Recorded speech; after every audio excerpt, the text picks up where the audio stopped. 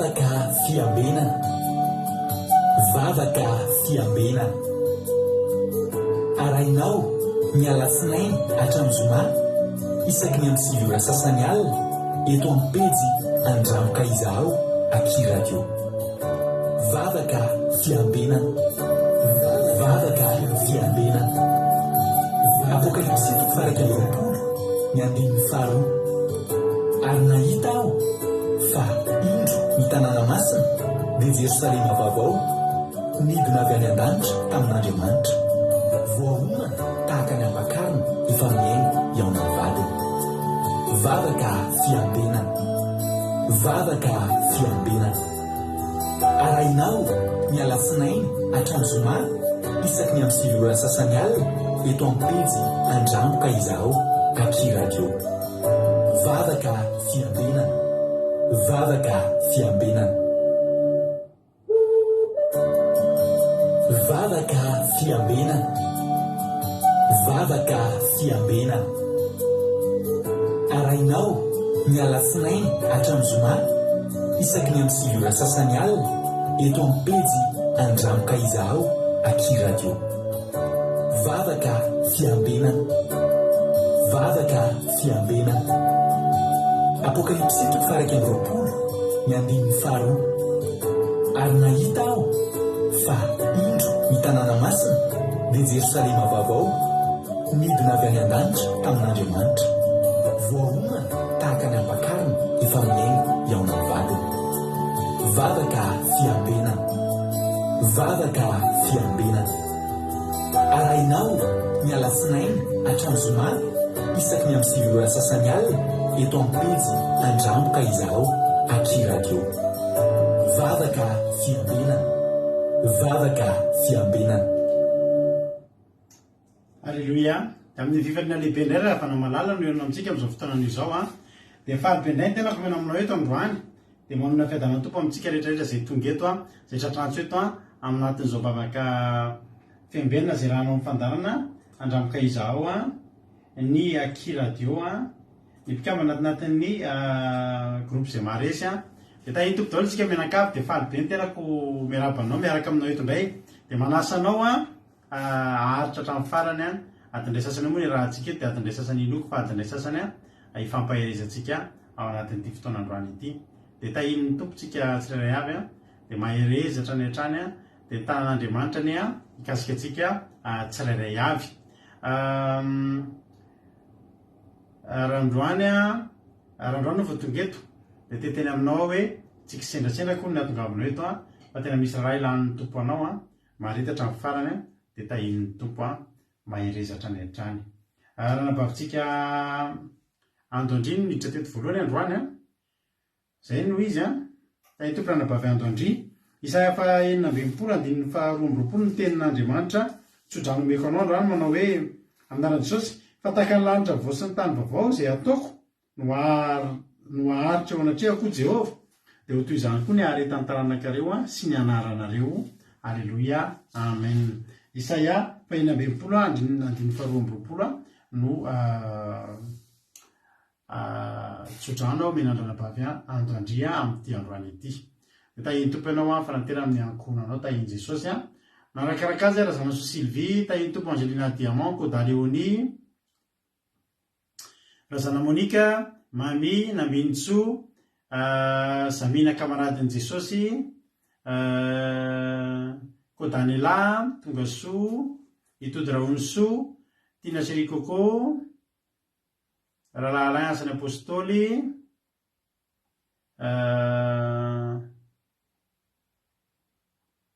Ravakanana, tahiny Jesosy, Mami, Emy Manambotso, Felana Rakoto, Tongasoa ihany koa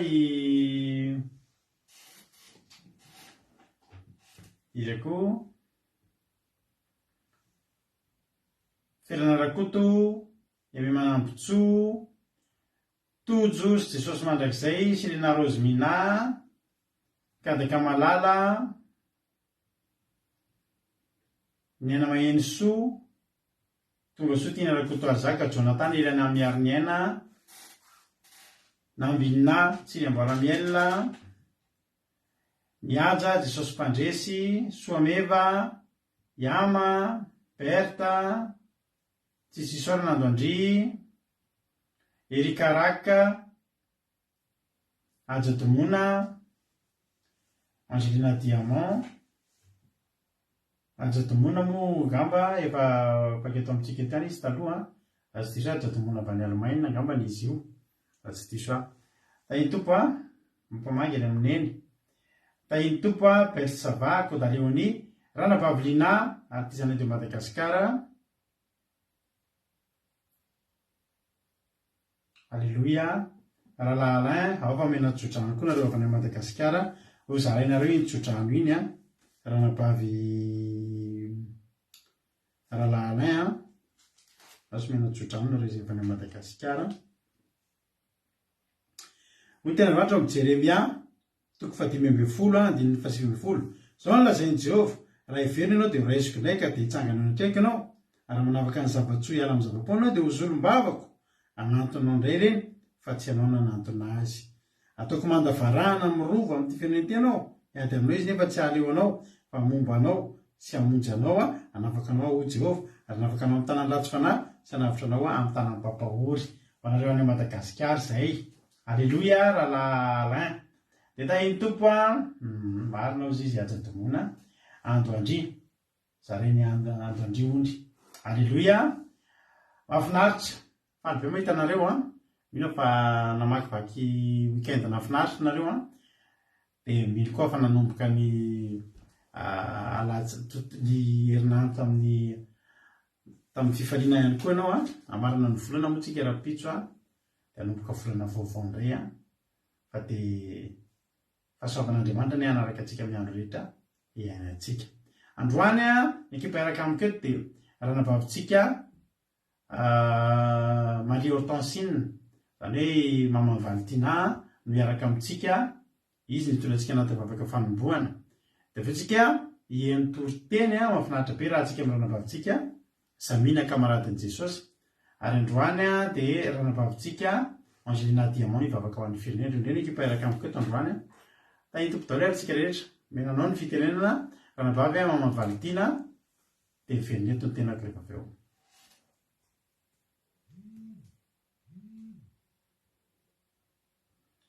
Miandry kely tsika ravana fa somary hitantsika moa resaka connexion. Miandry kely azafady tompoko. Ranabavy Marie Hortensine, anao ny fitenenana.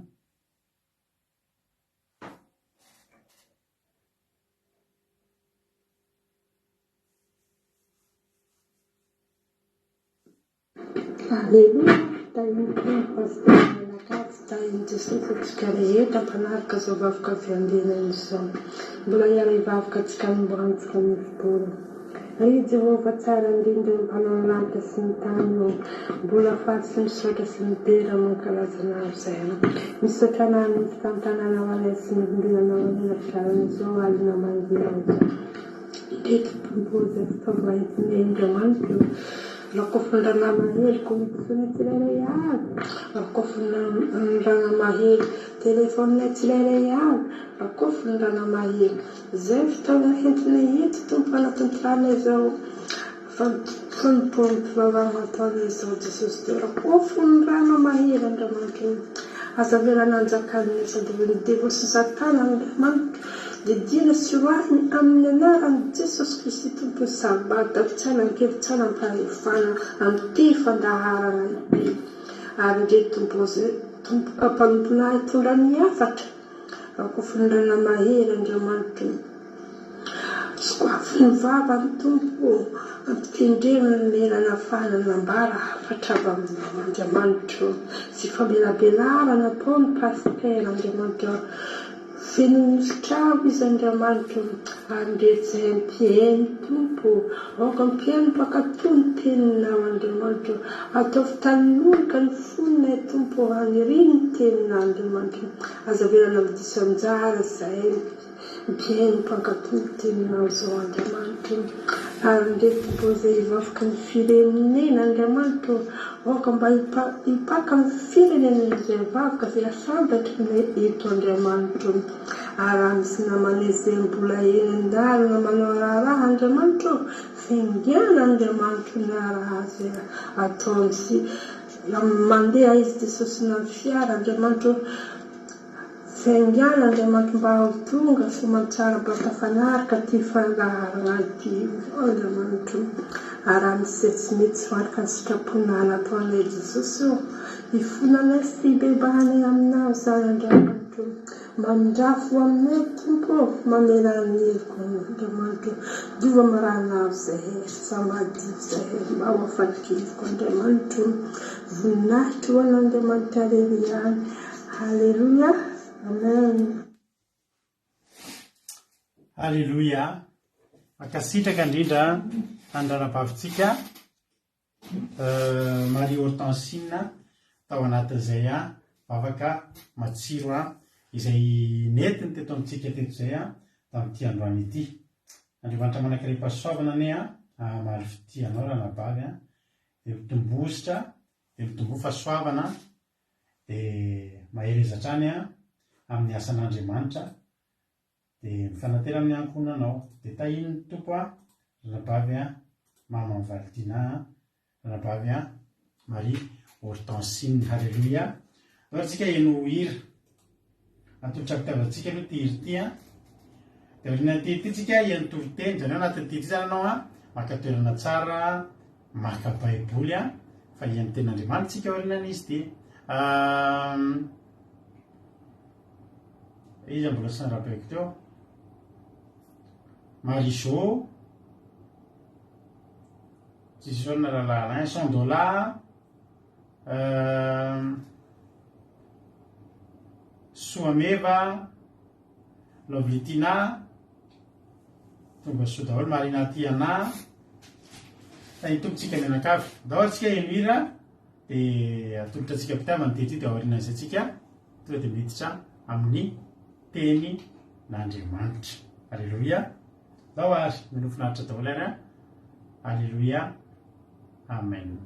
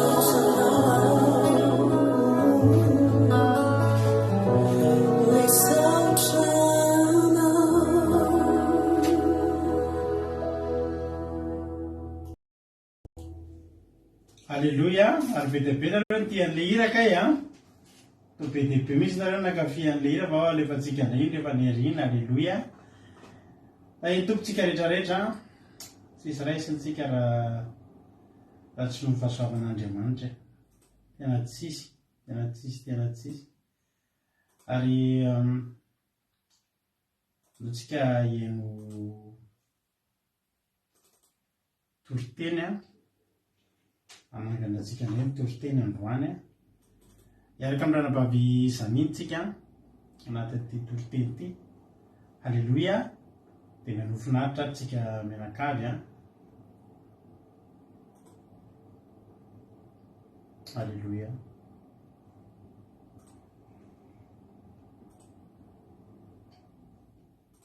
Minao efa vonona ny baiboly efa vonona ny petraka tsara, efa vonona ny voanjo dahoary. Ny tomparerana bavy-zamina anao ny fitenenana amin'izao fotoan'izao.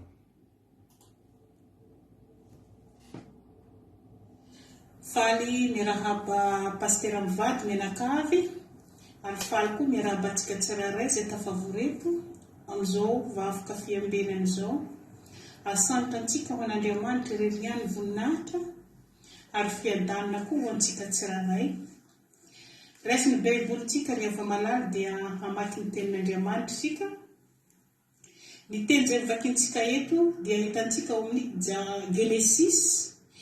Genesisy toko 2:30 andininy 5:20 ka hatramin'ny 7:20. Genesisy toko faharoa telopolo, andininy fahadimy amby roapolo ka hatramin'ny fahasivy amby roapolo. Izay mivaky izao amin'ny anaran'i Jesosy. Dia Jakoba irery no sisany nitoetra teo, ary nisy lehilahy anankiray nitorona taminy ambara-pahazava ratsy ny andro. Ary rehefa hitany fa tsy naharesy azy izy, dia nitendreny ny fotopeny, ka dia nivika ny fotopeny Jakoba. Raha mbola nitorona taminy izy, ary hoy izy, avelao aho handeha, fa efa mazava ratsy ny andro. Fa hoy koa Jakoba, tsy aveliko handeha ianao raha tsy tahinao aho. Ary hoy izy taminy, iza moa no anaranao? Dia hoy izy, Jakoba. Ary hoy indray izy, tsy atao hoe Jakoba intsony ny anaranao fa Israely, satria efa nitorona tamin'Andriamanitra sy tamin'ny olona ianao ka naharesy. Amen. Teto dia nihonany Jakoba tamin'ny Esau.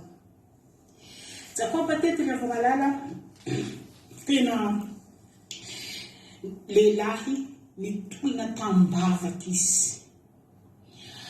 Ary tsy navelany mihitsy ilay anjely nifampitolona tamin'ny raha tsy naharesy izy. Ary tena hitantsika miharihary fa Jakoba dia lehilahy voahositr'Andriamanitra, ary lehilahy tena nomban'Andriamanitra izy. Raha dinintsika rehefa malala dia anjely mihitsy nifampitolona taminy, nefa naharesy izy Jakoba. Na dia efa nivika aza ny fotopeny Jakoba ry havana, dia tsy niala Jakoba raha tsy nivoaka ampandresy izy. Halleluja. Ary niaiky any Jakoba io anjely io, dia tena novainy le anjely mihitsy le anaran'i Jakoba teto dia nataony Israely, satria hoy izy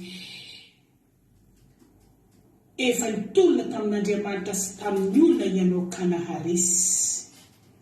Tena raha dinintsika, raha eritreretintsika hoe raha teo alohantsika zany Jakoba, raha hitantsika tena fifaliana ry hava malala, tena fifaliana no hita teo amin'ny tarehin'i Jakoba no nahareseny ilay nifampitolona taminy.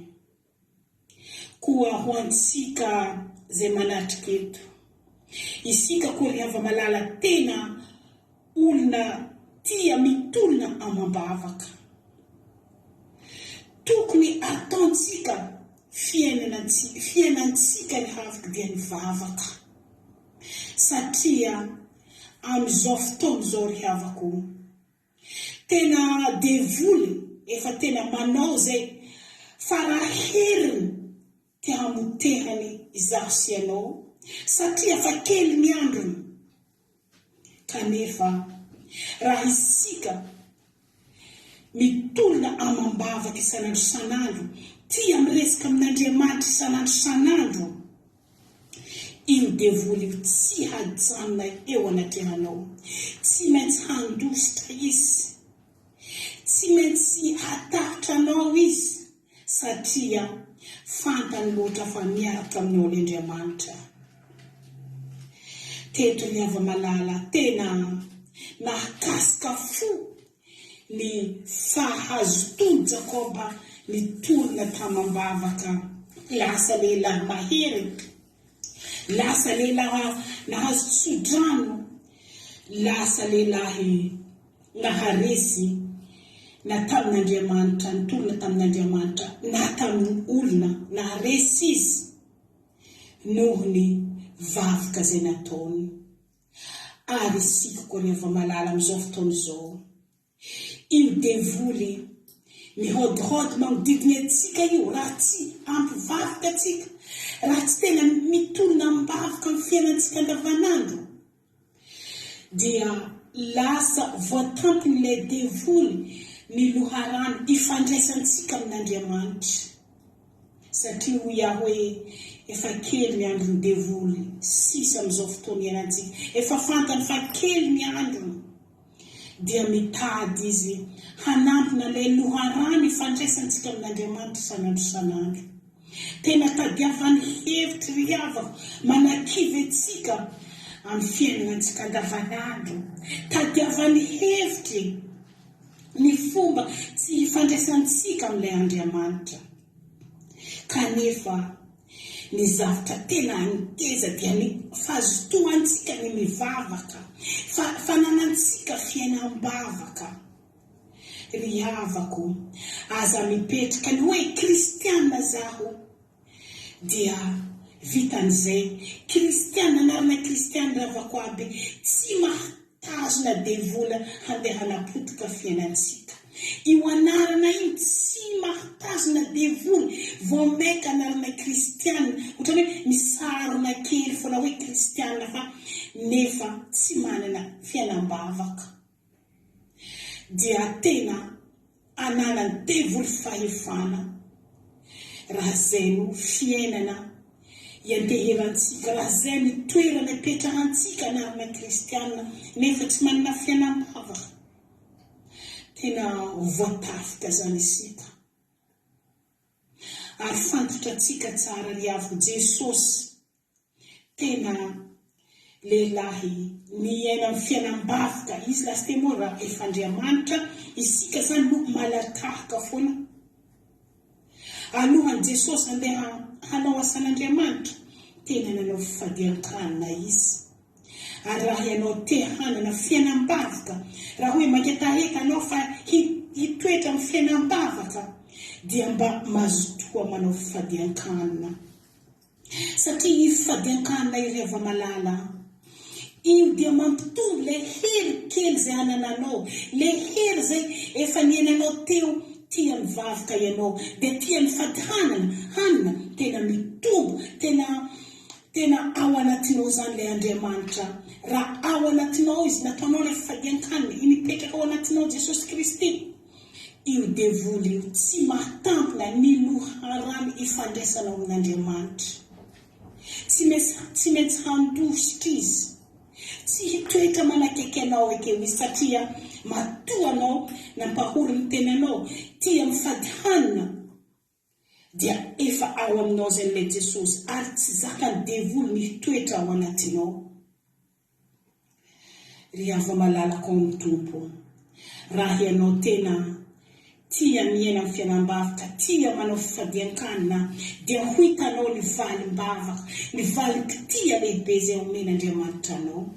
Satria teto ry havako aby, Jakoba dia tena nahita fitia teo ny mason'Andriamanitra izy.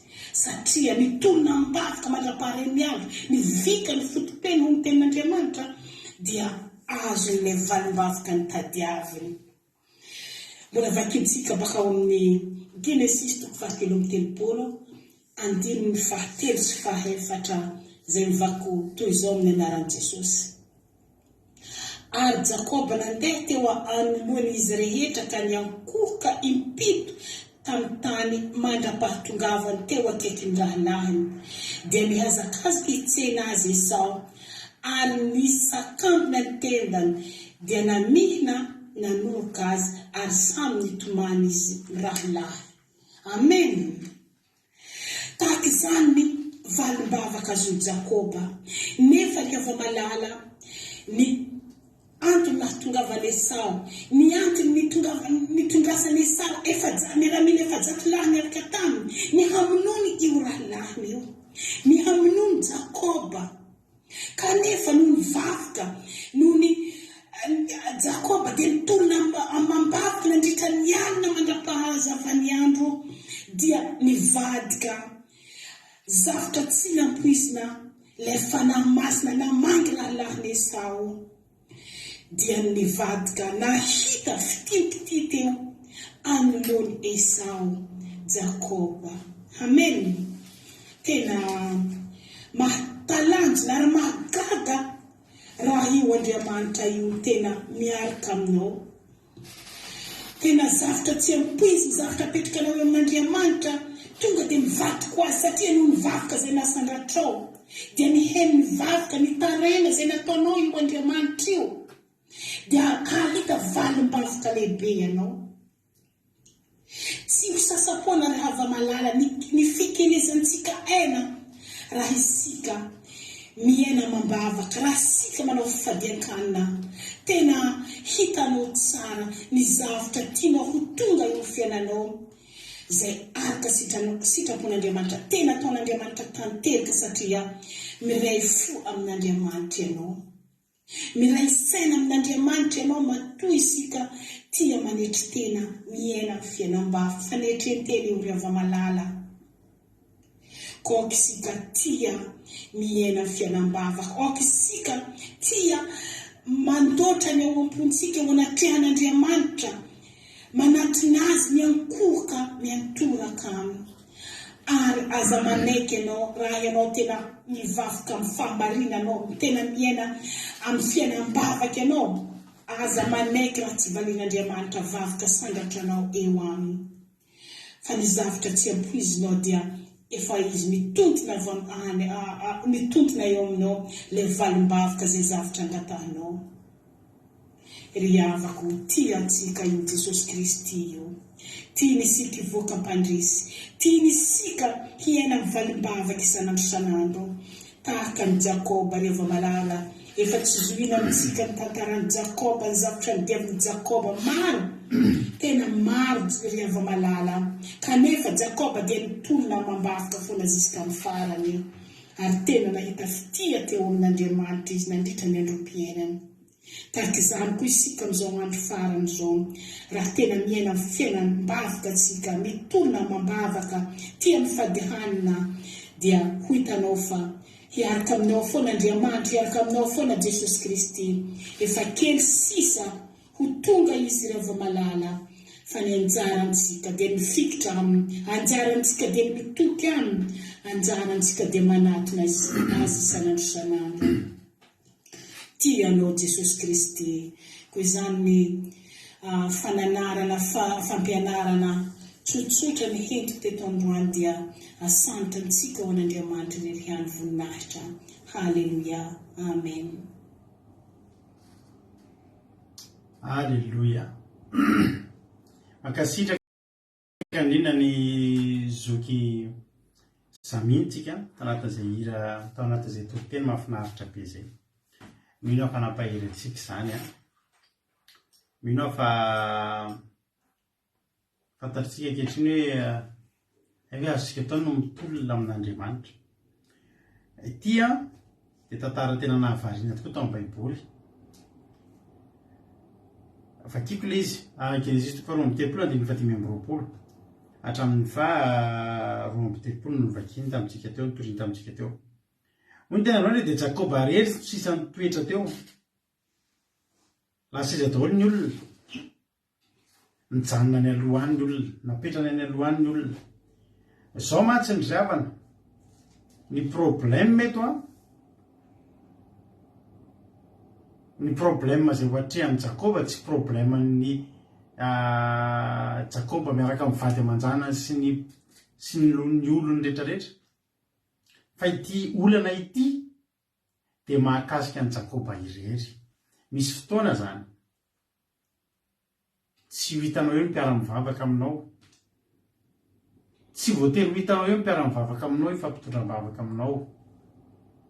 Misy fotoana manao arim-bavaka tsika dia mifampitondram-bavaka. Misy fotoana ianao rery miatrika eo. Ny antony dia zao, tsy problème ny olona io fa problème anao. Alleluia. I Jakoba irery no teo. Inona ny olana? Ny problème dia tandondomin-doza, tandondomina fahafatesana. Tandondomina fahafatesana, vakitsika ny Genesis 2:30. Zao aloha ny tomboany dia fantatsika tsara fa ilay nangalarin'i Jakoba ny tsodrano tokony hoe any Esau.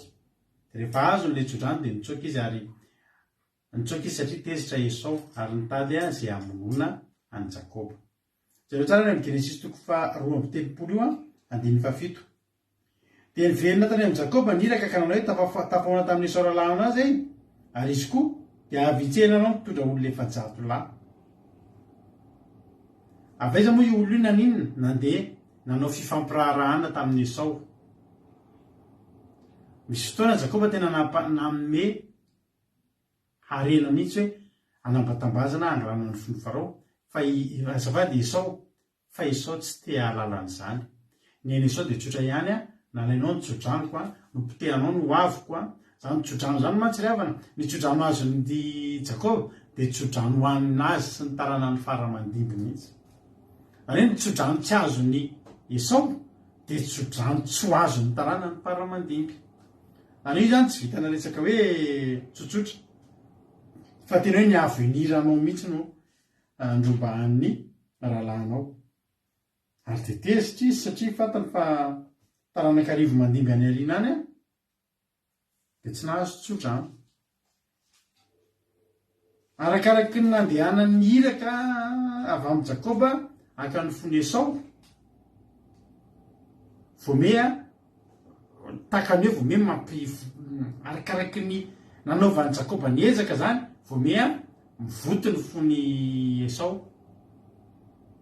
Dia vomea tonga avany izy miaraka amin'ny efa-jato lahy ary Esau zany raha mihoatra amin'ny Jakoba dia lehilahy tena mpiady mpihaza zatra mamono ny biby. Mampatahotra nge ravan'izany hoe biby ny famonoana zany misy an'ireny lambo reny zany, misy an'ireny biby matanjaka reny zany maty ny Esau. Inona moa izay olona raha hamono olona izy? Normal be andininy fahavalo amin'ny Genesis 4:30 dia natahotra indrindra Jakoba. Iza moa tsy atahotra an'izany? Esau zatra mpihaza tezitra. Ianao rehefa amin'io tsy hoe lioana na inona fa olombelona. No tena androany dia natahotra indrindra Jakoba ka poritra dia poritra. Poritra dia poritra zany tena tery dia tery. Tena hoe tena le tsisy tsy hita intsony izay ho raisana. Tena le tena efa le tena tsy hitanao intsony izay ho raisina sy ho ale. Tena nanao ny fomba fiady rehetrarehetra teo izy. Zaraina ny olona ny tokony zaraina no tokony olona sy ny sisa natao ny hevitra rehetrarehetra. Fa nandroso foana Esau. Tsy nisy nahasakana ny Esau ny hevitra, ny hetsika izay nataony Jakoba. Misy fotoana tsika mandalo olana, miandrika olana, dia tsy misy fiantraikany amin'ny olana io ny zavatra izay ataontsika. Ny hetsika izay ataontsika tsy misy fiantraikany. Fa vao hoe olana io tamy. Ary olana io tsy olana anafosafo na olana isangisangy fa olana tena hamono. Hamono zany hoe ny ainao mihitsy zany ny tadiavin'ny olana io. Ny hevitra hitan'ny Jakoba dia zao, zany dia hivavaka. Ary hevitra tsara zany. Ary za koa manolo hevitra anao manoloana anao le olana. Dia za miteny anao hoe ndana eto mivavaka io. Alleluia. Ndao tsika mivavaka io ry havana malala. Fa vavaka no hany tokana afaka andresenao ny olana io. Ary Jakoba reny ny sisa nitoetra teo. Ary nisy lehilahy anankiray nitolona tamin'ny ambara-pahazavany andro. Nisy olona nitolona. Ambara-pahazava ratsy ny andro. Ely zany sa vetivety. Ary mbavaka complet mihitsy io. Ary mbavaka ray manontolo mihitsy io. Ole tenin'Andriamanitra ny 5:20. Ary rehefa hitany fa tsy naharesy azy izy.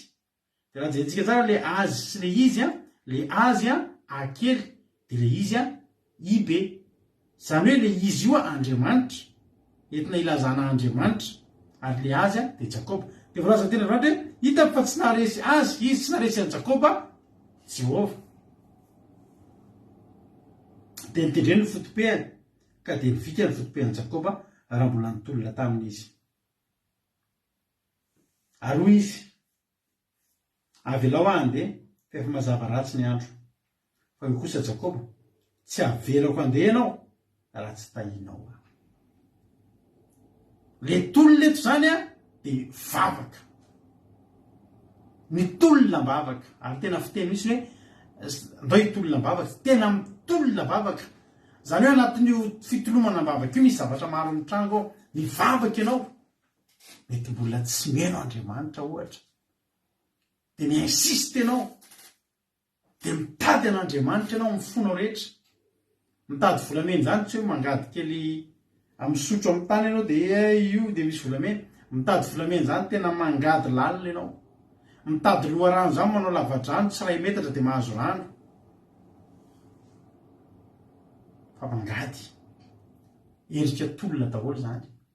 Mety mivavaka mafy mihitsy, mety mbola tsy tafiditra amin'ny voalohany fa mitolona, mety te atory, fa mitolona mitoromaso, tolona daholo ny anaran'izany. Tolona ny dikan'izany. Zany hoe tena mivavaka mafy, mivavaka mifo, mivavaka mahery vaika, zany tolona zany. Mety ao ambadika zany eo anatin'izany tolona zany a, misy resaka ifamaliana ao. Ianao mandeha hivavaka, Andriamanitra mety mbola mampatsiahy anao zay rehetra tsy nety nataonao aloha. Eo ianao le tena mifona Andriamanitra fa tena tsy nety iny a. Anaty vavaka misy zavatra tsaronao mihitsy hoe tena tsy nety nataonao. Sasa le anao mitolona. Mataka famindram-po indray. Tolona daholo ange zany e. Mitady ho angatsitsika ianao, mitolona ianao mba hisy hafanana, mba hirehatra. Any tolona daholo zany. Ary rehefa hitany fa tsy naharesy azy izy, ny tena marina, mahavariana eto hoe amin'ny fotsy miangatra. Amin'ny fotsy miangatra. Misy tokony haresy hoe zany Jehova zany. Misy tokony haresy an'izany hoe anjely a, anjely mantsy zao io ny tolona tamin'io, avy amin'ny Jehova. Amin'ny fotsy miangatra ry havana. Tena possible hoe zany hoe resy Jehova. Eritreretinareo fa devoly Losifera aza tsy naresy ny anjelin' Jehova. Losifera. Losifera zany nge vedabeny zavatra vitany.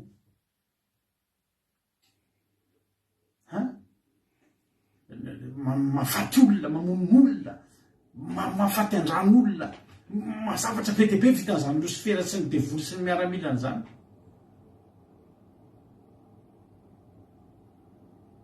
Dia nefany a,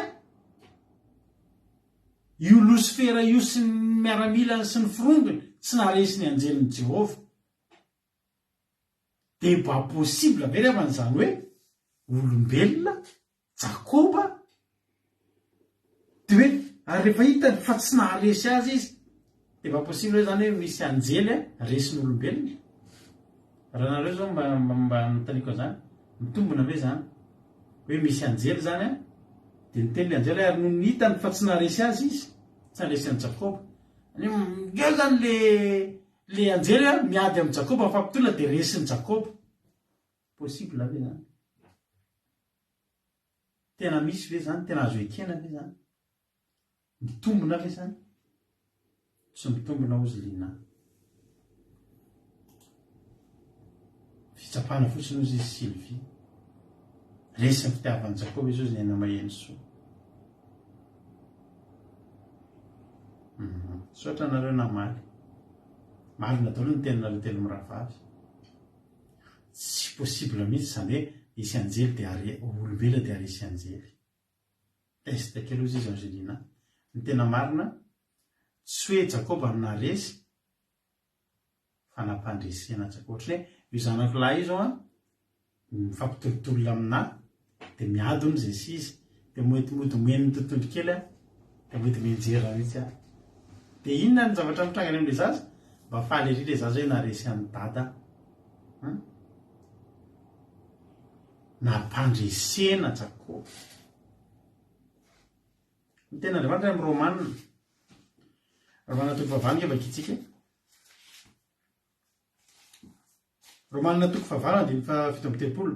Kanefa amin'izany rehetra any dia manoatra no mpandresitsika amin'ny alalan'ilay tia atsika. tian'andriamanitra ho ampiseho amintsika fa tsika tsy tokony ho kivy fa tsika afaky ny andresy.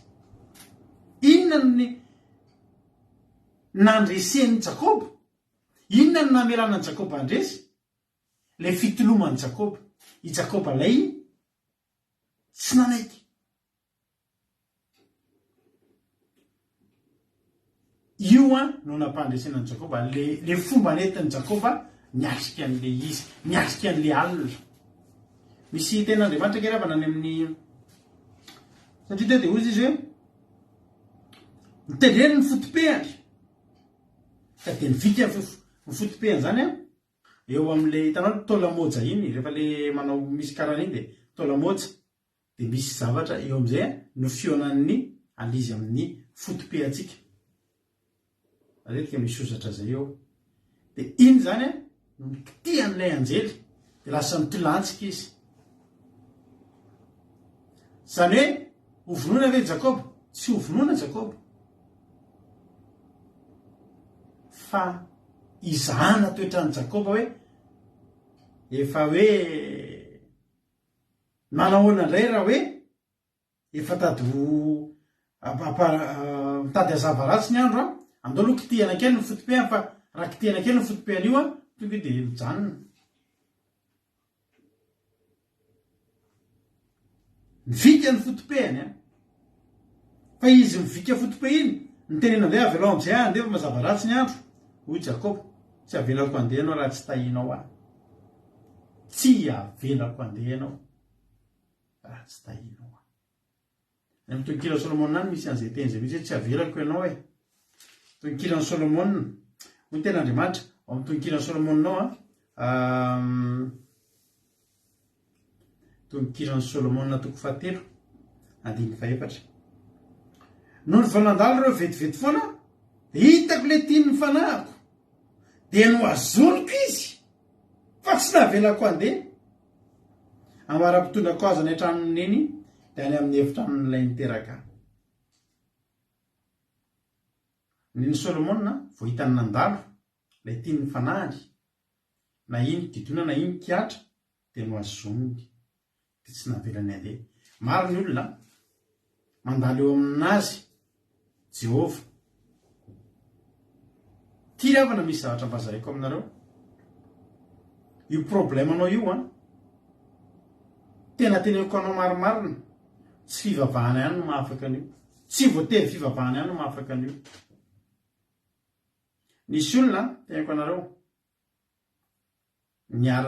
nisy olona nanana problème mitovy amin'ny anay zao hoe trosa. Fa le olona rehefa nahita an'le zao fivavahana arahantsika zao dia ohatran'ny kivikivy. Ohatran'ny tsy naritsika izy raha matoa tadidiko foana. Dia tsy mihinana crevette zany raha nadaranto. Amin'izany akaiky farany taona dia nisy fiaraha-misakafo tany ampiasana an'zareo any amin'ny ministera. Vao miverina avy izy nitantarainy voalohany. Tena fety zao tena ny ranorano mihitsy ny crevette matavy be mihitsy ny raha nadaranto. Tsika moa efa tsy mihinana an'ireny dia atao ahoana moa fa. Ny tena marina zany tena ao mihitsy le alahelo an'le crevette miranorano izy dia tsy naharitra mory zareo. Ny olona mbola tao fa tsy naharitra zareo. Teneko anareo amin'izao tsika miteny zao atsoe amin'izao tsika miteny tsy haiko zany zay rehefa rano zao fa nisy fotoana ny fariana taminy tsy nijadry izy kosa nole trosa. Zany hoe ohatra ny lamina tao ihany ny trosa. Anke miteny anao fa ninge tsy voatery mivavaka. Misy olona mandalo le ady tsy mety mivavaka izy tsy maty n'le problème izy. Andriamanitra kira tsy nihafantatsika ny tanjon'Andriamanitra fa Andriamanitra te handalo eo anoloantsika amin'ny alalan'iny olana iny. Andriamanitra tena miseho mandalo eo amintsika. Halleluja. Eo amin'ny alalany zany olana zany dia eo amin'iny olana iny no fotoana anankiray hifanenan'ny Jesosy amintsika. Fa eo mizara roa misy hoe tena mbola miranirano be le crevette ka za aloha mbola tsy vaaka dia nivily tsy ho voatery matin'le olana ianao. Possible mivany olo anao fa zay mivavaka koa tsy hoe possible mivava fa tena tsy maintsy mivany olana. Fa ny zavatra mahasamihafa azy ngeravana dia zao le olana nale nandalovanao iny antsosin'Andriamanitra teo amin'ny fiainanao. Antsosin'Andriamanitra teo amin'ny fiainanao. Fotoana nafahan'ny Jesosy ny fanena taminao iny. Tsy bedika ianao raha tsy manao anantso e. Fa fotsiny i Solomona aloha dia nandalo teo aminy dia hoy izy tsy navelako aho. No azoniko ka tsy navelako. Fa mahaiza mitazona azy tsy mamela ry havana. Fa Andriamanitra raha azonao eo amin'io, azonao mandrakizay. Teto tena fizahanttoetra ry havana ny ray alina manontolo, ny tolona Jakoba. Kitihana ny fotompehana, fa mbola ny tolona ihany izy. Ary ny tsorony marina, tsy ahavelako ianao raha tsy tahinao aho. Ny tazonako anao eto, mila fitahiana avy aminao aho. Fantatrao fa ianao ny fanantenako farany hozy Jakoba. Ianao ny vahaolana farany mandalo eto amiko, haleloha. Rapitso maraina. Azo tapaka ny fandaharantsika. Azo tapaka ny fandaharantsika.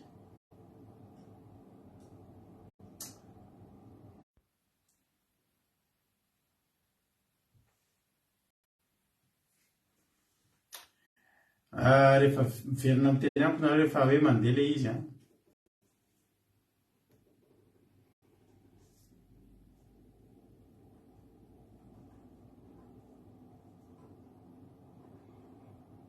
ny andrikireto aloha za dia rehefa maray message nareo maromaro hoe mahita nareo dia toizako ny fandaharana.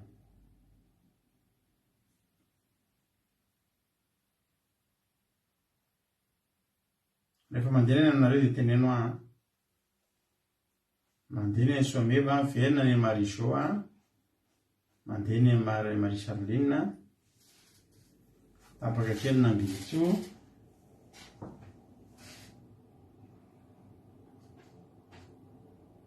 mandeha tsara.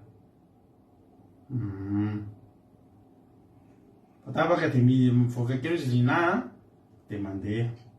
Misaotra antsika mandeha zany izy.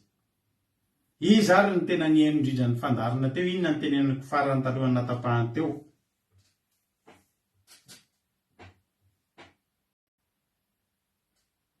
Tapaka kely izy teo fa mandeha izy zao. Efa tsara. Misaotra antsika aloha amin'ile j'adore PDP Alléluia.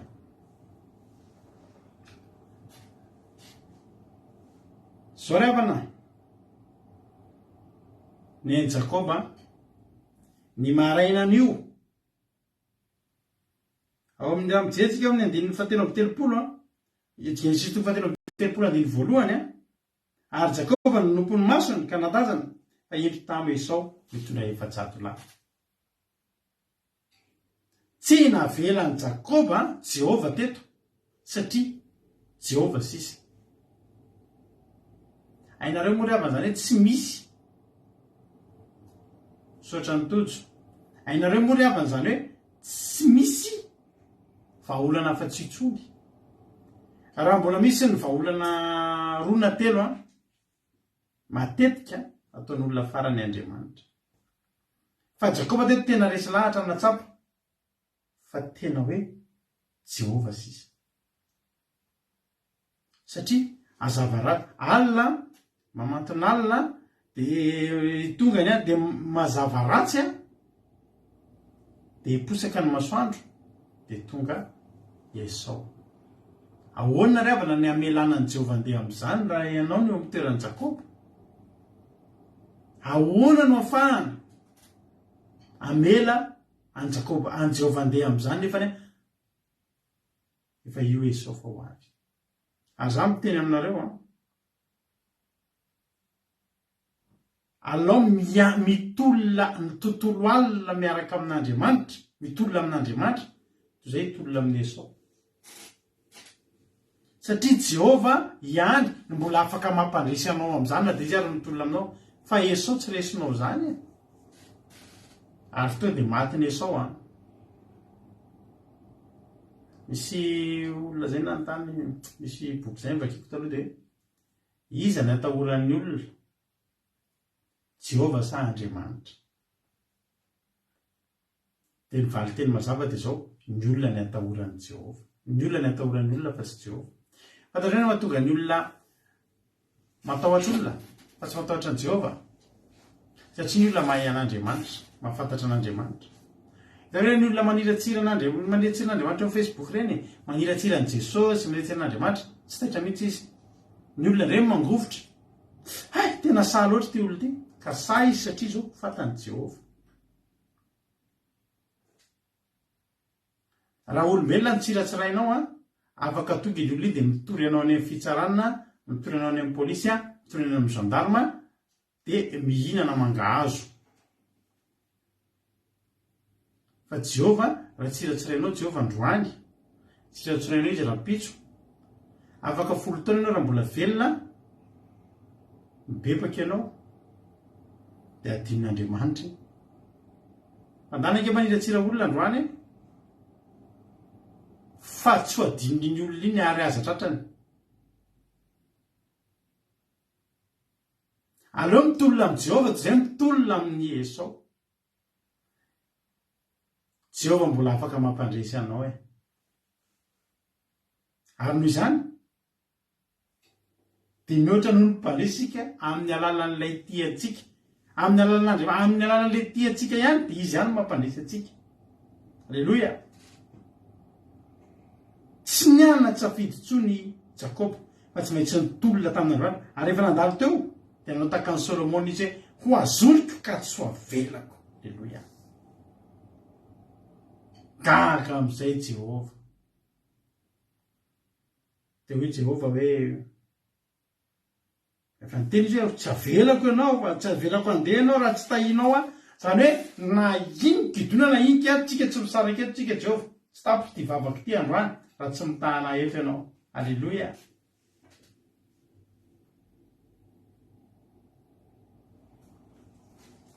Tena varian'Andriamanitra. Ary hoy izy taminy, iza moa ny anaranao? Dia hoy izy Jakoba. Ary hoy indray izy, tsy atao hoe Jakoba intsony ny anaranao fa Israely, satria efa nitolona tamin'ny Andriamanitra sy tamin'ny olona ianao ka nahery. Dia nanontany Jakoba ka hoe masina anao, nazao kely ihany anaranao? Ary hoy izy, ahoana ny anontaninao anarako? Dia nitahazy teo izy. Any anaran'izany tany izany dia nataon'i Jakoba hoe Peniel, fa hoy izy efa nahita an'Andriamanitra mifanatrika tamiko a, nefa voavonjy ny aiko. Ny dikany hoe Peniel dia hoe tavan'Andriamanitra. Ny olona mahita an'i Jehova dia maty. Vitsy ihany izany olona tao amin'ny Baiboly izany nahita an'i Jehova ka velona. Fa izay nahita an'i Jehova dia maty. Fa i Jakoba nitolona tamin'i Jehova tsy maty. Dia nataony hoe Peniel no anaran'ny tendrombohitra io. Alleluia. Ry havako. Rehefa nitolona tsy nanaiky mihitsy Jakoba. Inona nataon'Andriamanitra manoloana ny olona tsy manaiky? Tsy mety kivy. Fa mivavaka androany a, tsy mivaly io rapitso, mivavaka rapitso, tsy mivaly io ravakapitso, mivavaka ravakapitso. Inona no valisoa omeny Jehova ny olona ohatr'izany? Ny valisoa omeny Jehova ny olona ohatr'izany dia tsotra fitahiana. Miheny Jehova amin'ny fitahiana. Ary izy hoe dia nitahy azy teo izy. Saingy mialohan'ny nitahiana azy dia novaina aloha ny anarany. Fantatsika zany dikan'izany Jakoba zany hoe mpamingana. Zareo avy any amin'ny ary ambony ary, ary aloha ary. Tany amin'ny nahaterahan'i Jakoba sy Esau any amin'ny Genesis 5:20. dia rehefa teraka zareo dia Jakoba nataony hoe Jakoba satria mpamingana kambana amin'ny rahalahy dia Jakoba nitazona ny tongotry ambela tongotry mivody tongotry Esau efa tany amboaka dia hita hoe olona amingana ny rahalahiny izy. Zany hoe mpamingana zany hoe Jakoba zany dia anarana ratsy zany, anarana mitory ny faratsin'le Jakoba zany hoe mpamingana, zany hoe moriavana dia tsara. Izy anaranao mpamingana, izy anaranao mpigiafy, izy anaranao mpamosavy, izy anaranao mpanisy ratsy, izy anaranao le mpamingapingan'olo reny, izy anaranao le mpanisin'isy ratsy olo reny. Ratsy nge zany. Melohan'ny tahinan'ny Jakoba novaina aloha ny anarany, nadinoana ny faharatsiana. Ny fialohavany fitahin'Andriamanitra dia ny fambelan-keloka. Ny fialohavany, ny fiandohan'ny fahasoavan'Andriamanitra eo fiainan'ny olona dia le olona voafela heloka. Angehavana amin'ny mahatonga ny Bartimeo jambany teny hoe ry Jesosy zanaky Davida mamondrafo amiko. Izy tsy teny hoe Jesosy zanaky Davida ampahirato ny masoko, satria fantany fa rehefa voafela heloka izy ahiratra ho azy. Novaina aloha ny anarany, natao hoe Israely amin'izay. Hoy ten'Andriamanitra hoe aza hoe Jakoba ntsony ny anaranao ka. Taorianan'io vao voalaza fa nitaha azy izy. Alleluia. Inona hoe AIVE? Inona le tenin'Andriamanitra hoe AIVE satria tara moa ny teninareo. Ny soratra hoe tara no zatra teneny dia tsy fantatro hoe AIVE. Inona le AIVE? Mazava kely. Zao ny lohavany fanoloana anarana aloha, zay vao nitaha azy teo. Zany hoe nanomboka nivavaka izy mpamitaka, nanomboka nivavaka nandohalika izy mpamingana. Atao anaty tolona tao, na dia zany azarikevana mbola nitolomana tao hoe ianao olona mpamingana ve dia aza tao an'izany any Jehova fa tena mila anao any Jehova. Ianao nge mpamingana ratsy ange ianao e. Aza mba atao an'izany moa tompoko. Azariana na dia mpamingana tolona daholo zany. Ozy amin'izay le anjely hoe zao ny anaranao aloha novaiko voalohany dia avy eo amin'izay tahiko ianao. Nandray famelan-keloka aloha izy. Nandray famelan-keloka. Ary io nge tsy vaovao tsy zavatra vaovao nge zany zany na ijenona tsara fa na i Petera ary any amin'ny Jaona toko voalohany andininy roa amby efapolo. Na i Petera ary dia efa mpanovan'i Jesosy koa ny anarany. Hoy Jesosy, ianao Simona zanaky Jaona, ianao no atao hoe Kefasy, izay atao hoe raha adika Petera, novain'i Jesosy. Alleluia. Ay ry ana le hevitry Jakoba, misaotra anao. Zany ny hevitry ny Jakoba. Ry havana, ny fitolomanao io zany mahatonga an'Andriamanitra anova ny anaranao, anova ny fiantsonanao, anova amin'izay ny mombanao. Hovaina aloha ianao. Misy olona amin'ny Kristy dia indro tonga olom-baovao izy ny tenin'Andriamanitra. Efa lasa ny zavatra taloha, indro tonga vaovao zany. Ao anatin'ny tolona io zany ny dingana voalohany ho adinoana aloha ny mombanao, ho adinoana ny mahampaminganao, ho adinoana ny mahampanotanao, ho adinoana ny maha tsy tsara-panahinao, ho adinoana ny na tsy mendrika atsika. Aloha atao hoe tsika fa tsy ianao fa manjary hoe zahako no izy. Fa rehefa vita zay, omena anaram-baovao amin'izay ianao. Alleluia. Omena anaram-baovao amin'izay ianao. Dia amin'izay fotoana izay ho tahina amin'izay ianao. Amin'ny Isaia 2:20 nge vakitsika kity. Isaia 2:20 andininy faharokatra amin'ny faefatra. Hoy ten'Andriamanitra. Isaia 2:20 andininy faharoa.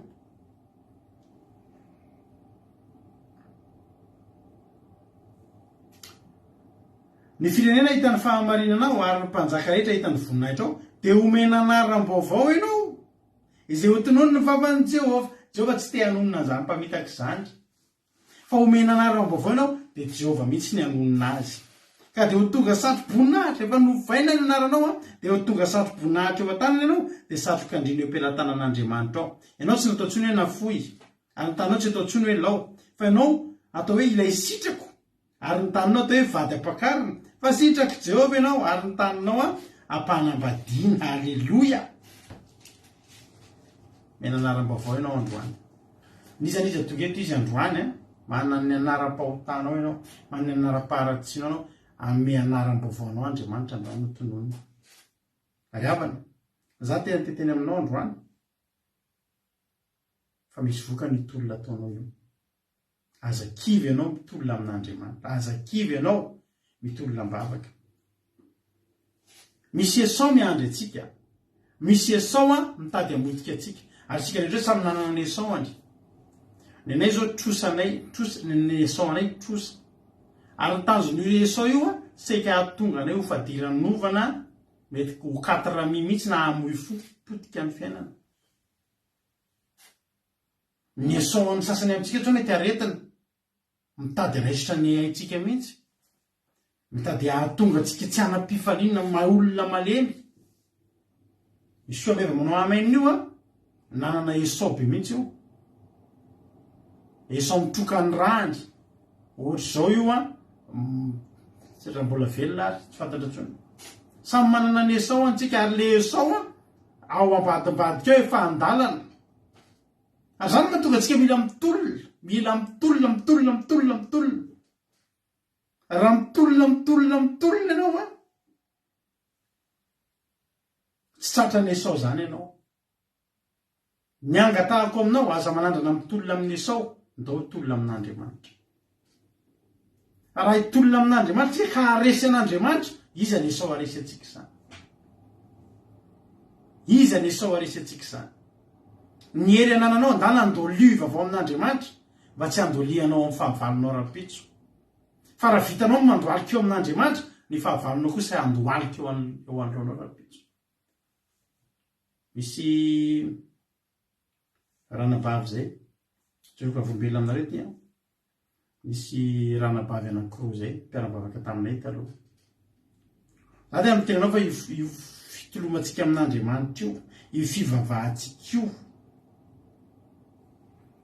tsy maintsy misy fitahina ao ambadika io, tsy maintsy misy valim-bavaka, tsy maintsy misy fahasoavana ao ambadika io, na hoela na hoaingana. Aza kivy ianao, aza kivy, mitoloma foana. Misy rahavavy anankiroa zay, ranabavy niara-bavaka taminay taloha. Mahantra ry avan'izany raha olona, tena mahantra, tena hoe tena ikagana. Za mino fa mety zany olona zany nahantra ndre tao amin'ny fiangonana isanay tamin'izany. Tena mahantra. Hitanao hoe tena mahantra, tena hoe tena amin'ny lafin-drehetra mihitsy, tena andeha ataoko hoe ambonimbony kely kokoa no 4 minga. Tena mara zany teniko ao zany. Tena mahantra, tena hoe tena tsy manao kiraro, tena sagira. Hitanao le olona tena miady amin'ny ariary zato sy ny 200 sy ny 500 reny. Fa zao inareo ty sahirana izy mahantra. Fa ny zava-mahavariana tonga foana zany, fitombavaka zany tsy mirahateny. Tonga foana fitombavaka sabata zany, tonga foana koa misy adidy hoe atao hoe andao anao tafika masina, andao anao hitory-teny akary, andao ary oatsy misy asan'Andriamanitra atao, tonga foana. Nefa eritreretanareo fa nafre ary tena nafre ary. Mbola ny pasterinay manome fre any tamin'izany, mena fre zareo toka mivavaka. Zany hoe tena ohatry hoe elana tsy fa na dia le atao kely hoe fre kely sy le sakafo kely omena azy mbola mahatonga anazy tonga koa mivavaka. Fa mahantra, tena mahantra. Dia rehefa ny zavatra ataony zareo manomboka manam-bola kely, dia misy mpivarotra fripy mpiara-mivavaka. Dia hitanareo hoe maka an'le ambona, le fripy efa tsisy mily reny tsony. Hitanareo amin'ny fripy ao anaty fripy ao zany, anaty akanjo balina fripy ao, misy le tsara be, misy atonotony, dia misy efa tena hoe marina reny tsy 500. Sa misy 200 reny tsy tadidiko. Tena efa tena le ino moa lohany sa tsaikany moa zany, tsaikany le ratsy, dia lohany le tsara. Tsaikany efa tena le tsaikany le efa tsy. Dia reny anaovana asa soa andro zareo zany hoe mba le tsaikany hoe de amenandry zareo de reny ny amidiny de mba hoe mba mividy keliko izy tsaikany misaotra de ina ozy nareo fa zao izy tsy kivy makamaka andreny asany de manokonoko kely andreny eny amin'ny eny amoron-dalana eny tena sahirana ao azany olona zany de varotra andreny fa tiany ako ny mariako aminao tsy tapaka mivavaka zany olo zany mitolona mivavaka mandrosoe ety aloza andretsodrano tsofina rano ianao hotahiny tompo ianao reo ndre izy amirahavavy le anakiray moa somary ohatrany efa nalasanana kely zay mihitsy ny ohatra somary anana kely zay mihitsy satria tena efa mafy loatra angam le fiaina de fa tonga izy mandrosoe ety aloza andray fahasoavana tsofina rano efa hitsaky misy fitsofan-drano tonga foana izy rovavy fa andray andro ozy nareo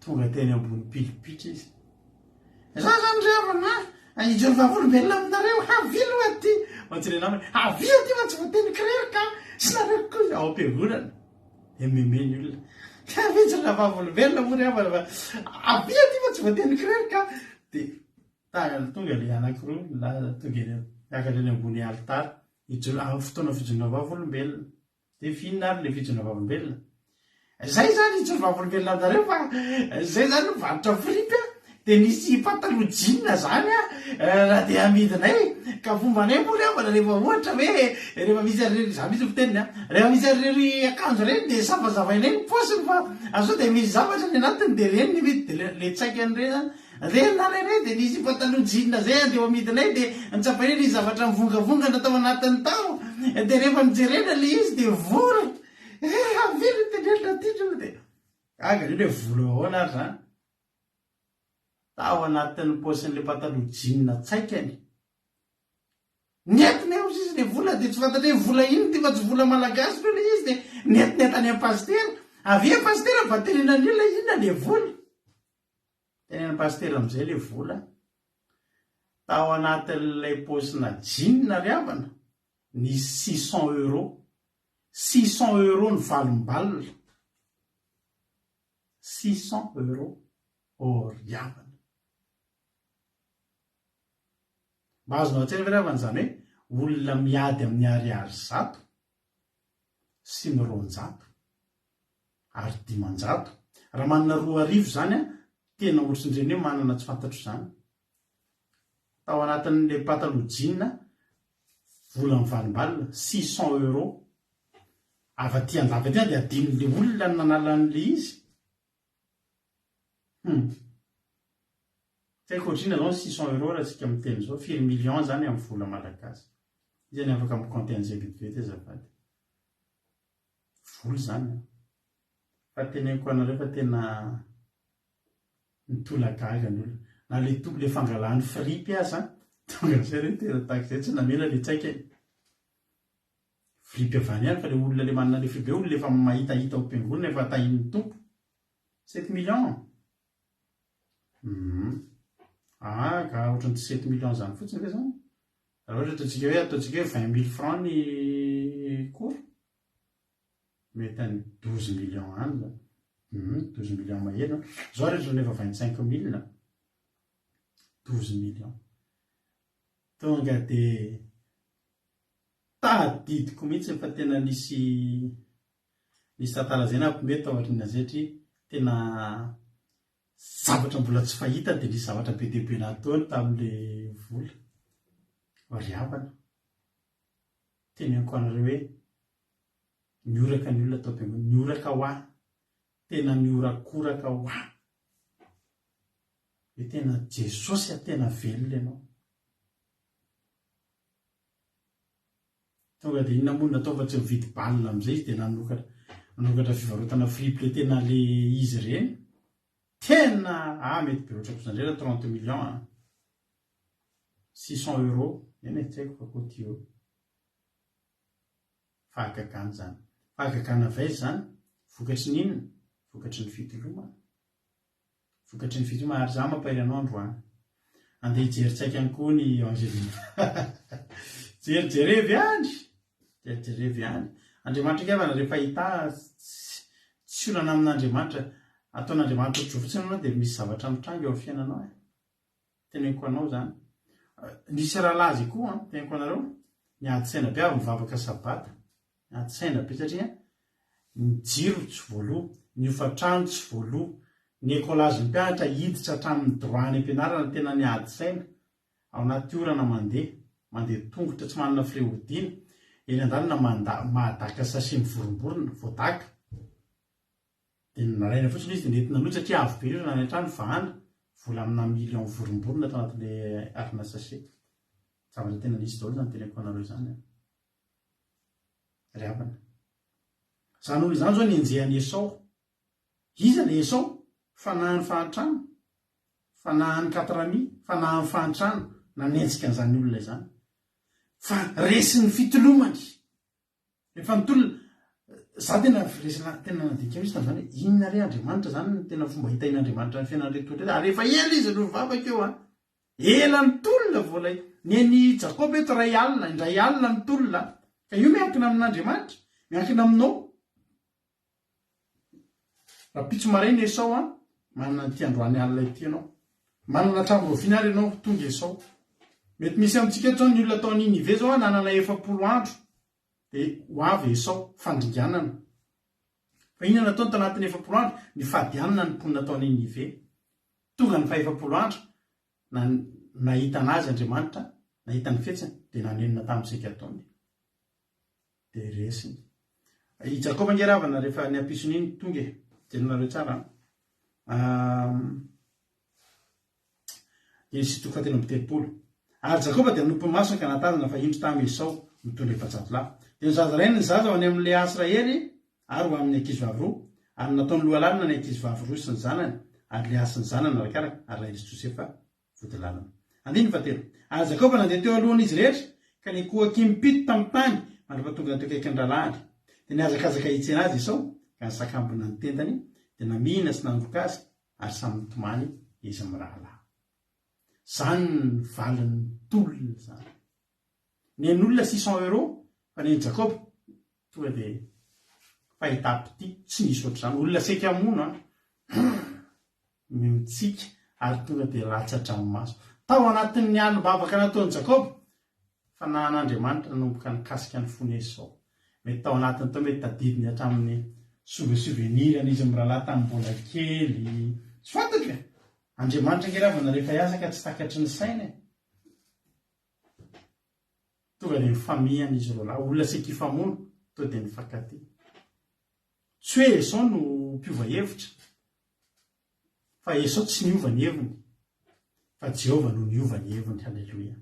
I Jehova no niova ny heviny. Ozy Jehova mpandresy ianao, nitolona tamiko ianao, naharesy ahy ianao, tahiko ianao. Io fony Esau io ny omaliny iny angeta dia tsara mbola ozy izy niraka avy Esau hitsenanao mitondra efatsatolahy dia natahotra indrindra Jakoba ka porotra dia porotra. Omaly maraina io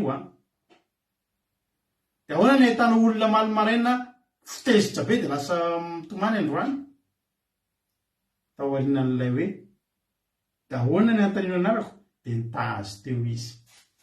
Dia fitahiana zany iny fikasiana ny fony Esau. Anaran'i Jesosy nareo rehetra izay nitolona. Miandry valim-bavaka ianao miandry vahaolana ianao miandry fahitapity ianao miandry valim-pity ianao hitan'Andriamanitra ny tolona izay nataonao. Mitolona angenao isan'andro, mitolona amin'ny torimaso, miaritra eto tsika rehetrarehetra amin'ny anaranao Jesosy. Izay rehetra teto niary tozy nifady hanina tena nifady ny ratsy soloan'Andriamanitra ny anarany androany. Dia hitahanao Jehova. Ny Esau rehetra miona aminao manomboka amin'ity aorianan'ity vavaka ataontsika ity androany mamihana ny vozonao dia mitomany aminao fa tsy mamono anao zany intsony, tsy mapotika anao zany intsony. Ny mpiara-miasa aminao nanao tsinotsinonanao reny tena hifaikaty aminao. Ny anaran'i Jesosy Kristy tompo zavatany tsofako ranonao amin'izany. Ny olana tsy resinao omaly, tsy resinao androany miekoaka eo aminao rapitso. Avy nitolona tamin'i Jehova, andao tsika hitolona amin'ny Jehova anatin'ny tery ity dia hivavaka tsika, anao vavaka fitolomana amin'ny Jehova tsika aorianan'ny tery ity. Andao tsika hiteny hoe Tompo alofy ianao ny fialofako, ianao ny filofako farany, ianao ny fiarovako farany matoky anao a Jesosy ivavatsika orinaktireny Jehova no aratoko sy atery fiarovana iara iran zany tsika hoe alofy atompo alofy afa eo na amin'ny Esau zay atsika olana rehetra manana finoana ivavatsika orina zany izy zany famonjena sy fiarovana. Alleluia. Alufia Mialoka aminao fa mialoka minao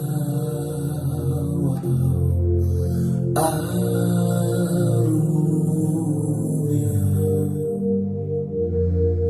ambany sandrina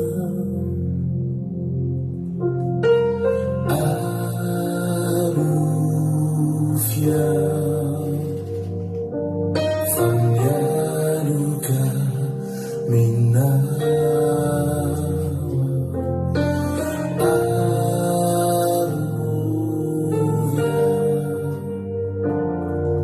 ambany sandrina ananonjama fialondrano ianao mialo fakoisanandro arambato zay afenako eo aminao ny toerako rananonjama fialondrano ianao mialo fakoisanandro arambato zay afenako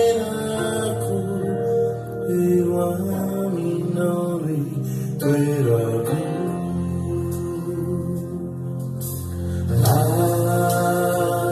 alufia fa mialoka minao aluvia ambany sandrina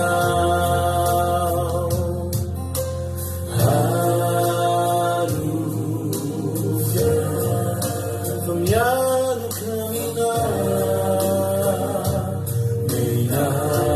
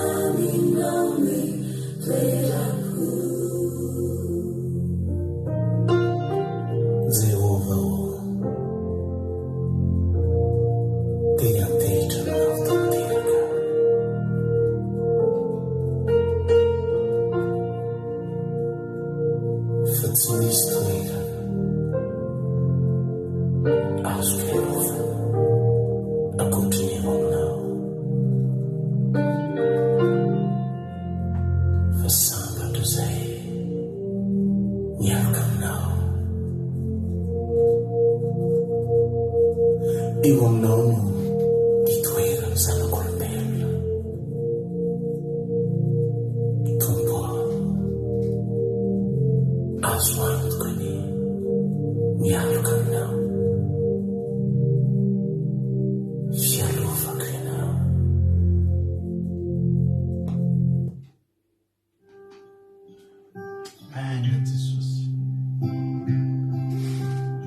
Vavoloela aminareo reha fa zany izy zany dia nisy fotoana tena nampahery atanteraka mihitsy zany izy zany. Rehefa niatrika olana angeza dia rehefa nitolona tamin'i Jehovah dia maneno an'izany izy zany koa mpivavahana. Fa tena nenon'i Jehovah izany vavaka izany. Raha niteny tamina hoe tsy manana afa-tsy anao Jesosy elofana. Tsy manana afa-tsy anao hitolomana. Fa raha isy ihany aloha na dia raha mpamingy anazy. Men'Andriamanitra anao ny anaram-baovao niangatahako aminao dia izao. Mifanena aminao Jesosy androany. Fikiro aza velatsory. Fa fotoana anao sy Andriamanitra zao. Fotoam-pandresenao zao. Fotoana anehoan'Andriamanitra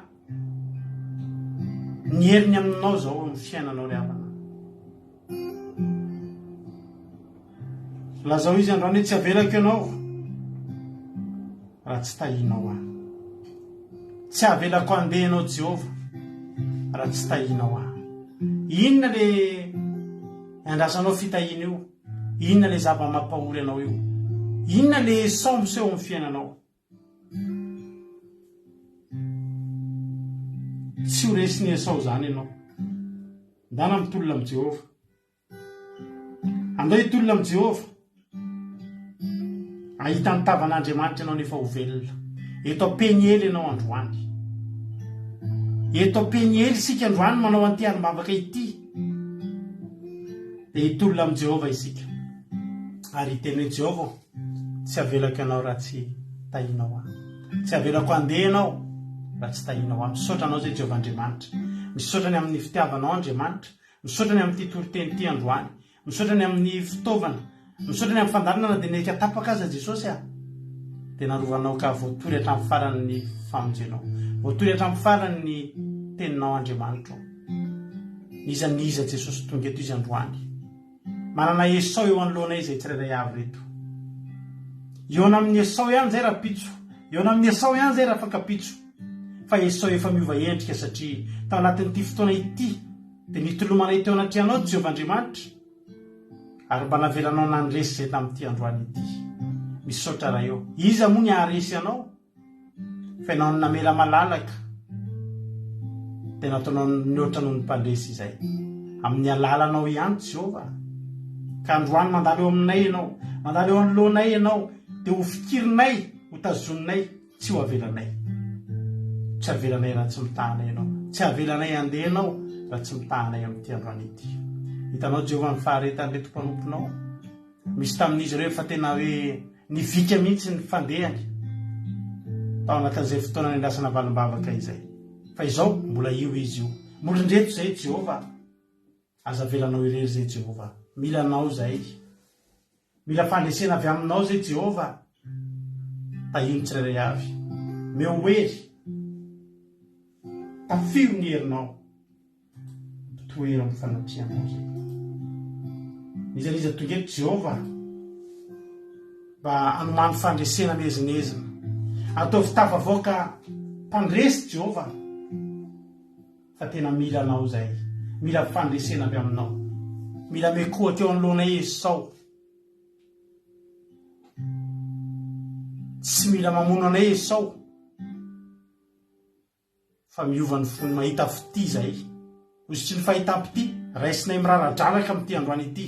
Ireo 580 menadahy zay mijery ireo Jehovahandriamanitra, ireo rehetra zay misoratra anaranao ireo Jehovahandriamanitra, tena amin'ny anaranao Jesosy.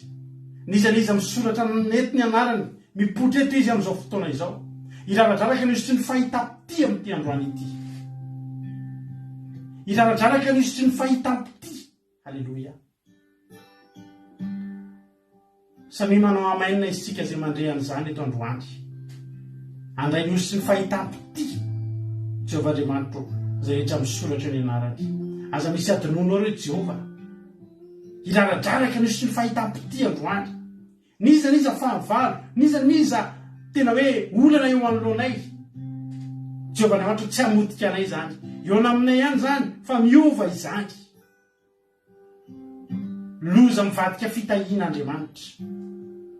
Olana mivadika fitahiana Andriamanitra. Ny anaran'i Jesosy Kristy tompon'ny Sabata. Irara-dranaka eto nisy tsy ny fahitam-pity androany, mandray amin'izany avokoa zay rehetra tonga eto androany. Tsy matiantoka ianao, tsy verimaina ianao, tsy verimaina ny fotoana laninao, tsy verimaina io fahasotoana mivavaka io. Mitolona ny ataontsika eto isan'andro. Io ianao io, mbola io ianao androany. Tsy namelan'i Jehova ianao. Ary androany hitananao ane Jehova. Hitany fiainanao ane Jehova. Dia ombanao amin'izay rehetra lehanao izy. Tsy lavo ny fahavalo ianao, tsy resy ny fahavalo ianao, fa efa naresy lahatra ny Jehova ianao. Maresy lahatra ny Jehova ny fijoroanao. Maresy lahatra ny Jehova ianao, tsy manaiky io mihitsy. Inavy ny tsy efa nafoinao, mbola io ianao tonga mivavaka foana. Nisy fahafoizatena tao, nisy faharetana tao, nisy fiaretana tao, nisy fiafiana tao. Io ianao io. Mendrika anao notahian'Andriamanitra. Mendrika anao notahian'Andriamanitra. Mendrika anao nibata fandresena androany. Resinao avokoa ny olanao manomboka eto. Tsisy olana mahajanona eo anoloanao. Ary ny olana rehetra zay olona voadidiny ny olana teto androany, ho raisin'Andriamanitra ataony taka ny famely olona iray ireo. Fa ny anaranao dia mivoaka mpandresy mihoatra noho ny mpandresy. Ry Israely io. Israely netron'Andriamanitra anao manomboka eto. Mpitolona amin'Andriamanitra. Hotahian'Andriamanitra ane isika tsirairay avy. Tsisy na dia ray areto hiano ka tsy handray valimbavaka izany. fanomanan'Andriamanitra tena hoe anomanan'Andriamanitra valim-bavaka isika mianakavy. Misaotra anareo amin'ny aminareo ihany koa Jehovahandriamanitra ny amaly fitehantsika tsirairay avy. Misaotra Andriamanitra, misaotra ary atao fitsapanay Jehovahandriamanitra, ho tsapain'ny tananay, tena hoe ho tsapain'ny tananay rehetrarehetra eto zany valim-bavaka zany. Mety tsy hare fijona vavolombelona avy amin'irety olona tsirairay avy rehetra zay Jehova, fa ny zavatra inoko dia zao andray ho porofonao, fa tsy avy aminay zany teny zany, fa sitraka ao nitorinan'izany teto Andriamanitra. Ary ireo olona rehetrarehetra zao dia tsy tonga fotsiny teto, fa tonga eto nataonao andre an'izany teny zany, ary tsy ny andre fotsiny fa nitsapan'izany ho tsapain-tanana zany valim-bavaka izany. Fandresena mezindezina, valim-bavaka tsapain-tanana. Ianaranao Jesosy mitateraka izany. Mety tsy voalazako mihoatra noho izay nieritreritinay, mihoatra noho izay taom-bavanay Andriamanitra ao anatin'ny sainay, tsy takatry ny sainay ny zavatra rehetra, kely ny takatry ny sainay, fa anao Andriamanitra manao mihoatra lavitra, dia mihoatra lavitra noho izany no ataonao amin'ny tsirairay avy izay tonga eto androany. Voninahitra ho anao hatramin'izay dia mandrakizay ny devoly sy ny satana sy ny firongony afaritra amin'ny raha mahery Jesosy Kristy Tompo Sabato, tsy afaka hitsaingoka na dia litera ray azy amin'ity androany ity, fa izay rehetra nitoriana teto dia amoavy zato eny avokoa ho anatin'ny olona tsirairay avy. Misy tsaotra Jesosy maralo. Halleluia. Amen. Ivavaka amin'izao fotoana izao ny firenena mpandrosika navavitsika Angelina ivavaka ho an'ny firenena. Tahitompona navavy Angela. Tahiny tompo tsika rehetra, tahiny tompo pastora Vady. Iara-vatantsika ho an'ny firenena amin'izao fotoana izao. Ary Jehovahandriamanitra io mangataka aminao izahay, mangataka aminao any firenenay, mivavaka aminao izahay taon'io Jesosy tomponay io. Ianao no azonay talahoana, ianao no azonay iantamintana hametrahanay izay olana sy zavatra rehetra mahazo ny firenenay. Jesosy tomponay io, fantatrao fa maso tokoa ny ratsy miseho, karazana fiainana tontolo izao izay miseho amin'ny firenena io. Ianao ne no ampiova an'izany amin'ny alalan'ny herinao, ingany mba hanjaka sy handresy ny ratsy toy ny Jakova izahay tsirairay avy Jesosy, ka ho faly sy ravo ny tenanay raha voatotra izany aina amin'ny fifaliana izahay tsirairay avy rehetra. Firenenay ne no ho feno fanahinao masina, firenenay ne no iova amin'izany fiainanay iroso amin'ny fanahy izany Jesosy tomponay eo. Ampanjakao any anatinay ilay fanahin'ny fahendrenao, ilay fanahy tia-bavaka, ilay fanahy mazoto ny amin'ny fanokonanao Jesosy tomponay eo. Ny azoto ifampiresaka aminao, ifampitafatafa aminao, anandratra aminao izay rehetra mahazo anay izay miatrika amin'ny fiainanay isanandro Jesosy.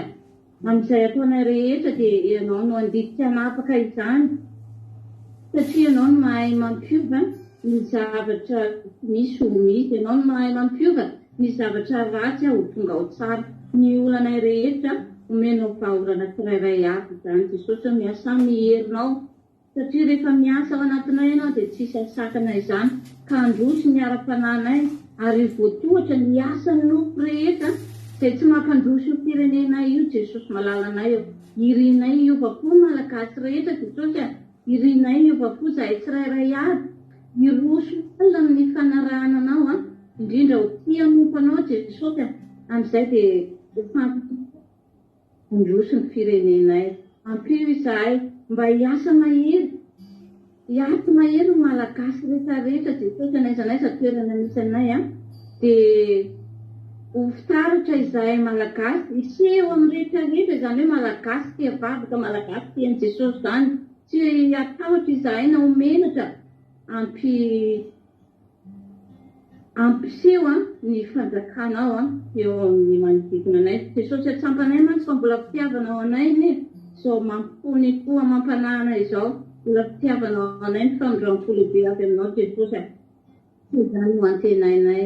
Andriamanitra tomponay mananteny izahay, hitondra sy hitantana anay tsirairay avy ianao amin'izany fivampanahy feno fitiavana anao izany. Avoazo ny sainay Jesosy, andray ny teninao izay efa mazoto n'izany fandraisana ny teninao izany, iaina ny sitraponao ara-panahy Jesosy fa tsy araka ny sitraponay asandraka eo anatrehanao mpafakay Jesosy tomponay satria rehefa feno fanenao masinay zahay dia lasa mpandresy manjaka ny anatinay zavatra rehetra izay ataonay ka izany nerinay koa anjaka ny firenenay Jesosy matokony fitantananao izay matokony herinao ny fiasanao magaga izay tsy azonay toerana izany tianay na Jesosy tomponay be fitiavana sy be fandrampo ary iorinay dia mba ho feno fitiavana anao koa Madagasaranay io ka io malagasy rehetra Jesosy manjaka sy foaram-panahy iova fo amin'izany fitiavana anao fa ao anao ihany no misy ny lalam-pamonjena amin'izao tontolo izao ity Jesosy tompo asandratra eo anatrehanao izany fafak'izany ray malalo ary enoy sy valio araka ny sitraponao Jesosy tomponay halleloia amen rahamisatra Jesosy malalo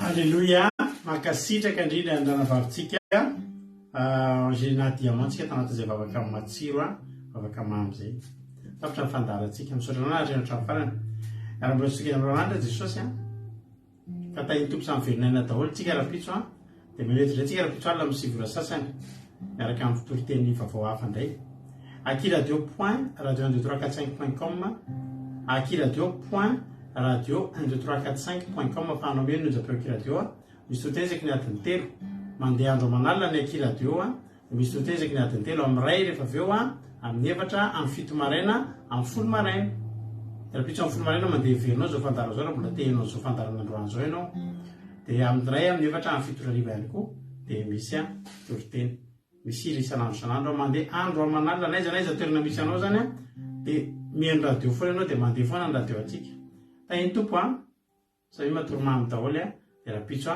tolo herinandro andresenao anesao satria tahiny tompo misaotra anaratra hatramin'ny farany halleloia amen